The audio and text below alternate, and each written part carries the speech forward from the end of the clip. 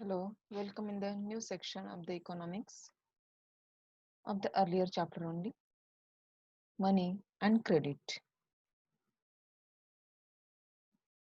Since 2 3 points we are looking about the credit.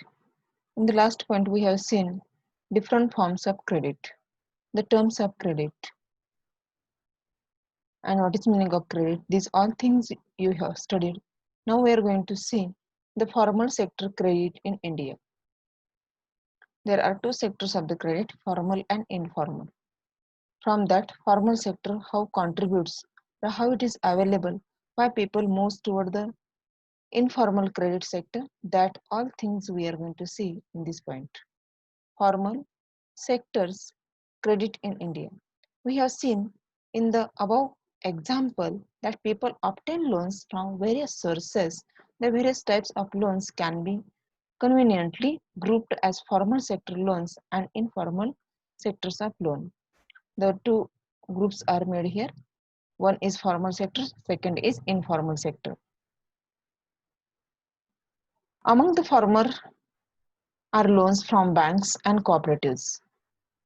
When the loan is taken by the banks or the cooperative, this is called formal sector.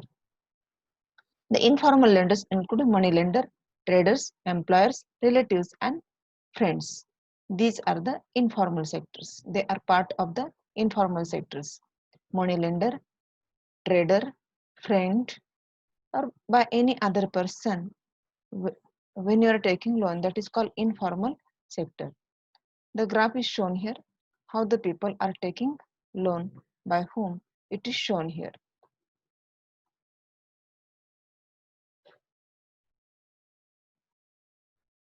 The sources of credit. The rural household in India in 2003, who providing how much it is given here according to 2003. First we will look about the how much provided by the banks and the cooperative societies. The commercial banks are providing 25% and cooperative societies are providing 27% loan. So 52% is provided by the formal sector. Remaining 48 sector is provided by the informal sector, that is the landlords, money lenders, traders, relative and friends, and other sources are there. So this graph very easily says us the dominance of the informal sector in the loan system.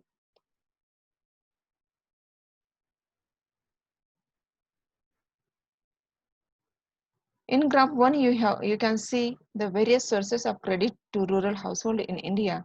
Is more credit come from the formal sector or in the informal sector? Little bit, it is only 2% is coming from more in the from the formal sector. The Reserve Bank of India supervise the functioning of formal sources of loan. The banks and cooperative societies are supervised by the Reserve Bank. For instance, we have seen that the bank maintains a minimum cash balance. In the earlier part, we have seen what bank is doing with the money. So in that part, while looking, we came to know bank is keeping some money along with it cash balance out of the deposit they receive. The 15% bank deposit is reserved or kept in the banks whenever the depositor will come for that to give. For instance, we have seen that the banks maintains a minimum cash balance out of the deposits they receive. The RBI maintains the cash balance Similarly, the RBI sees that the banks gives loans not just to profit-making business and traders, but also to small cultivator, small-scale industries, to small cultivators, small-scale industries, to small borrowers, etc. Periodically, banks have to submit information to the RBI on how much they have lending to whom, at what interest. The work of the cooperative banks or the cooperative societies or other banks is maintained, supervised by the Reserve Bank. The Reserve Bank is just not looking how much bank is keeping money with them, but also the bank is looking to whom the loan is given, whether the banks are providing loan to whom only to earn interest or to those people, those who are in a need also, that all records, document records, it is needing to give to the RBI, Reserve Bank of India. There is no organization There is no organization which supervises the credit activities of lenders in the informal sector. The banks belongs from the formal sector. The RBI is supervising to the formal sector, to the banks. But if the informal sector is there, you are taking loan from the informal sector, that time there is no any supervision on it. Whatever interest they want, they can charge there. To whom they want, they can give the loan. There is no organization which supervises the credit activities of the lenders in the informal sector. They can lend at whatever interest rate they want. They can choose. There is no one to stop them from using unfair means to get their money back. So they are free to do whatever they want to get money back. These are the differences in the formal sector and informal sector. The formal sector is supervised by the RBI, but informal sector is not supervised by any person. Compared to the formal lenders, most of the informal lenders charge a much higher interest on loans. Thus, the cost of the borrower of informal loan is a much higher. If one is taking loan from the informal mean, that time he or she had to pay more charge than the formal sector. If she or he is taking loan from the formal sector, that time the charges are less. Higher cost of borrowing means a larger part of the earning of the borrowers is used to repay the loan. If higher interest is there, so most of earning is paid for to repay the interest only. Hence, borrowers have less income left for themselves. That is why the person remains very less to complete his or her needs. We have seen in the earlier cases. Hence, borrowers have less income left for themselves. In certain cases, the high interest rate of borrowing can mean that the amount to be repaid is greater than the income of the borrower. This could lead to increasing debt. So, this increased interest may lead to the debt and debt trap. Also, people who might wish to start an enterprise by on the high cost of borrowing.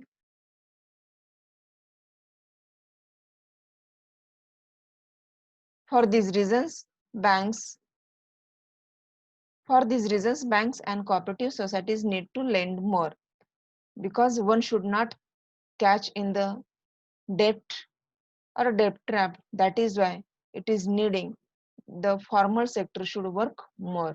If informal sector is working more or providing more loan, most of the population will remain poor. Their earning will go to repay the loan, and in this way the valley in between rich and poor will be increased, and this is not good for the nation's development. For these reasons, banks and cooperative societies need to lend more. This would lead to higher incomes, and many people could then borrow cheaply for a variety of needs. If the formal sector will work more, so many people will get loan on the cheap rate. So their more earning will not go to repay the loan and the loan interest. They could grow crops, do business, set up small scale industries, etc. They could set up new industries or trade in goods. Cheap and affordable credit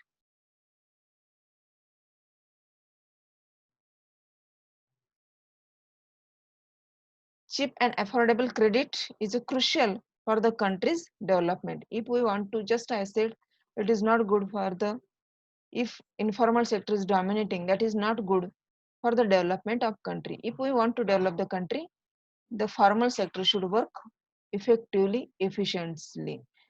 Cheap and affordable credit is crucial for the country's development. So in this way, the formal sector should work more than the informal sector. Formal and informal credit, who gets what? Graph 2 shows, we will see the graph 2, then we will turn here. Graph 2, all of the loans taken by urban households in 2003, what percentage was formal and what percentage was informal? Blue percent of loan from the informal sector. Poor household, 85% are taking from the informal sector, only 15% are taking from the formal sector. So this poor household, again their earning already is very less, and again they are completing their needs by taking loan from the informal sector. So again they are trapping in the economical poverty. Household with few assets, they are having some assets. From that 53%, more than 50% people are going to the informal sector again.